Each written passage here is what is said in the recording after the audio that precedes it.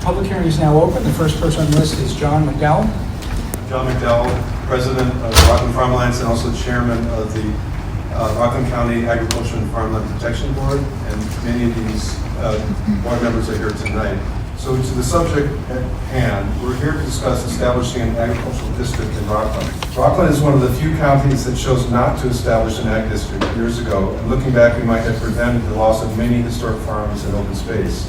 The loss was partly due to increase of non-farm residents in the agricultural areas, resulting in new zoning and regulatory actions of localities, which inhibited farming operations. In short, having an ag district will help preserve farming in Rockland and encourage suitable small-scale agriculture such as produce, orchard farms, horse farms, apiaries, and nurseries. It is a method of maintaining open space and protecting our environment through sustainable farming methods. We're not talking about big ag or pig farms or processing centers. Another important aspect is the local agriculture is a common denominator. We all eat food.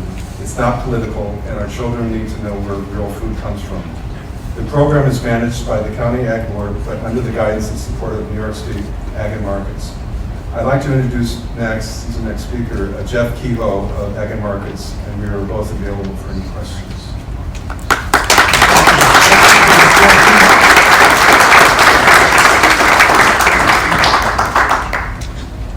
Thank you, John, and thank you all for supporting agriculture.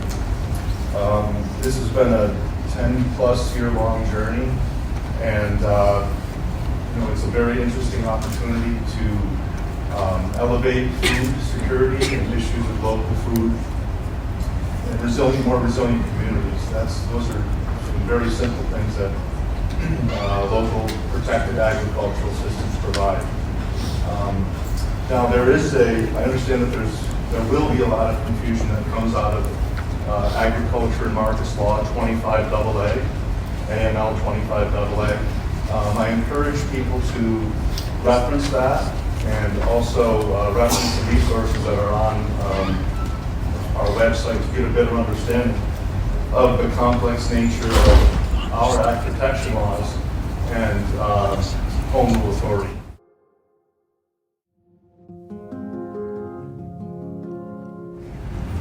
Good evening. Geoff Keighley, I'm a resident of Bardonia. I also am very supportive of this proposed district, agriculture district.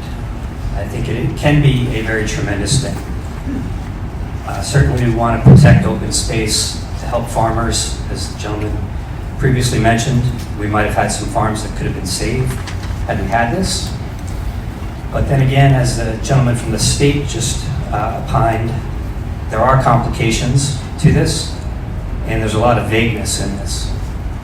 And my fear is that with the honorable intentions, which I'm willing to assume that everyone here has, that we're potentially paving the road to some very bad places where a greedy developer or someone who's going to take advantage of the vagueness and loopholes can come in and take advantage of this program and have it help everyone but the people it's intended to help.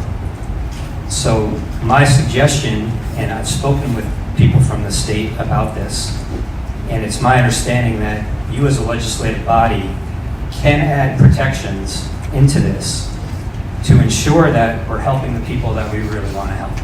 And again, I'm willing to assume that everyone here has that intention.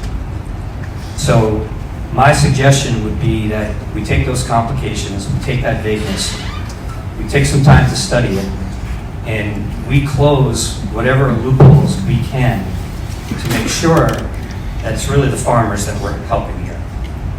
The last thing we want to do is put in something that's quote-unquote designed to protect them and have it end up hurting them. So I would suggest that we take a small step back here and make sure we get this right. I think we're heading down a great path in trying to accomplish this, and let's make sure that we get it exactly right. Take a little bit of time to study that vagueness, to study the complexities that the state mentioned.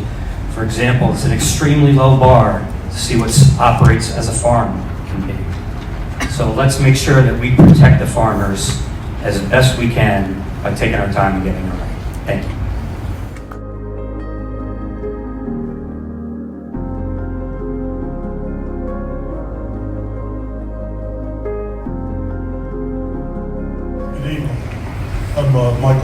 founder of Citizens United to Protect Our Neighborhoods, known as Coupon. I agree with most of what's been said here. The agricultural district, I think, will be a very beneficial thing in Rockland. But as the gentleman just indicated, there are some very low bars in the laws that will allow things to happen unless you modify what can be and cannot be farmed here. For instance, under the state law, it does not exclude slaughterhouses. It does not exclude exotic animals. So there's a lot of things that you should include what you want to include in this agricultural district and exclude those things, or as much as you can, what should not be included in the agricultural district. That will alleviate any problems and concerns that I think all of us have, because I think everybody would like to see this happen. Thank you. Thank you.